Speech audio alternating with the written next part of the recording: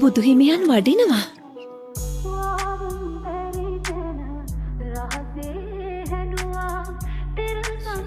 ඔබතුමා දැන් කුමක්ද කරන්නට යන්නේ?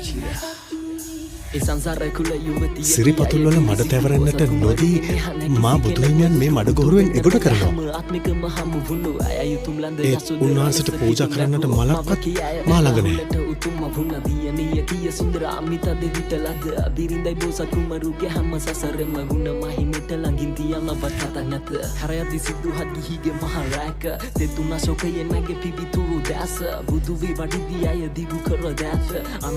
ස්වාමීනි වඩිනු මැනවි. බුදු සමයේ සොමිත්‍ර ඇවිනා කරන්න පැටුව ඇමි සංසාර චාරිකා ගෞතම බුදු වන තුරා ළඟින්ම රැදිවා සඳ කිඳුරු උම්මක වෙසන්දර තව ජාතකා.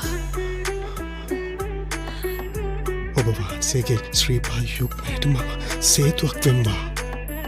මතු ලෝතුරා පුතුව සියලු සත්වයන් සංසාර සාගරයෙන් ගොඩලන්නටද සේතුවක් වෙම්වා.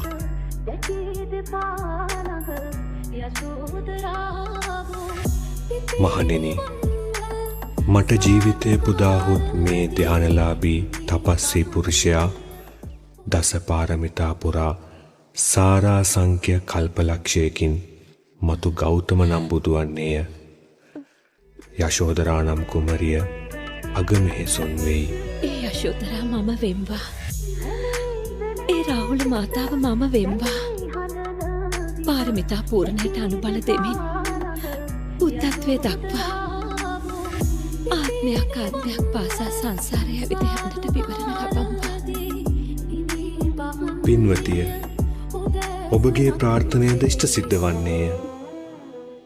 තවුසානෙනි, මැය ඔබට සමසිත් ඇති මනා දැකුම් ඇති පිය තෙපුල් බලන ප්‍රිය භාර්යාවක වන්නේය.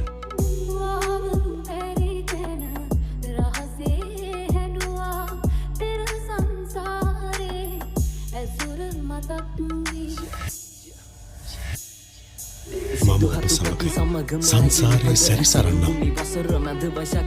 සෑම ආත්මයකම ඔබගේ ස්වාමි පුරුෂයා වෙන්නම්.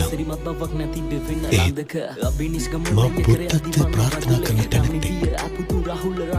ඔබ අතර තපසට යා හැකි ඇස්, ඉස්, මස්, ලේ පමණක් නොව ඔබ වැදූ දරුවන්ට දන් දිය හැකි. එහිදී ඔබට දරාගන්නට සිදුවන දුක් ගැහැට අනන්තයි, අප්‍රමාණයි.